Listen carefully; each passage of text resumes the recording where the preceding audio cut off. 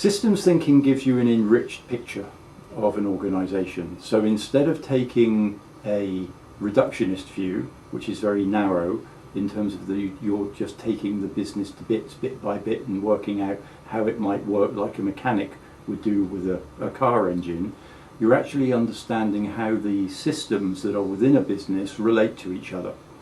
The best analogy to that is the way a physician would look at a human body. He will look at a body and say that there are blood systems, nervous systems, digestive systems, respiratory systems, and all of those various other systems that make it work as a whole. And they know that if they were going to undertake surgery, then they wouldn't even consider an intervention such as open heart surgery without pain management, and therefore intervening in the nervous system or the respiratory system. They know that all of them have to be managed to make the outcome successful. Sadly, most business interventions don't run that way, and you'll find that the finance department will make red line cuts in one area without having any idea about how they will translate into a different part of the business. Sales and marketing may run a campaign and say we're now going to increase our sales by 10%, having no conversation with manufacturing. They may not even have considered what the people issues are, the cultural issues, the sustainability issues. So all of those different things need to be considered to build a richer, more detailed level of understanding, a systemic awareness. I think that people need to have their own personal epiphanies around this subject, and when they start to see it in action, they go, oh my God, that's why it never worked when I was trying to do all of these things.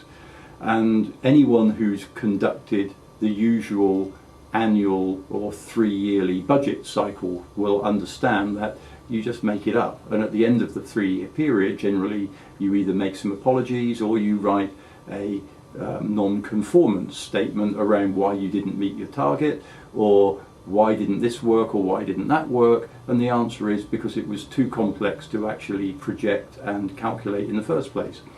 So when you actually look at there being alternatives that are more powerful, you tend to go, oh God, that's what I want to do, and people will begin to start using systems thinking as opposed to a much more impoverished view of the world, which is linear reductionist thinking.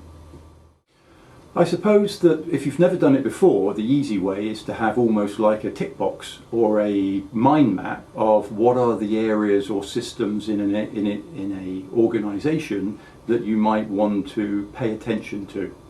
You might want to give some thought to how will it impact these areas.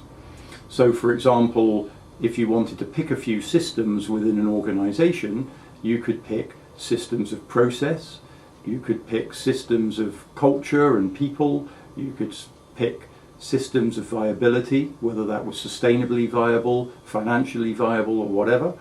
You could pick systems of product, all sorts of, you just identify what are the various systems that make this up. Systems of power and knowledge, perhaps, you know, where's the IP, who owns that, what will the relationship to this be if we do that, and then you just don't have to sort of go into writing telephone directory type reports about each one, but at least to have given some thought to, well, if we do this, what will happen over here and here and here? Will the local community be affected? Will our suppliers be affected? Will it have a knock-on effect, either positive or negative in this area? And are there ways, if it's positive, that we can make it a multiple win scenario as potentially a singularly lost scenario? It's looking at which parts of the system will be affected, and the answer is all of them. Remember that famous Chinese adage, if you cut a single blade of grass, you change the entire universe. So you cannot make a change in an organisation without changing all of it. And that's one of the first things they should recognise. So if you are going to make a change, where will that change occur? What will the knock-on effects be on the other areas? And who are your stakeholders, internal and external? Who will be affected adversely or positively?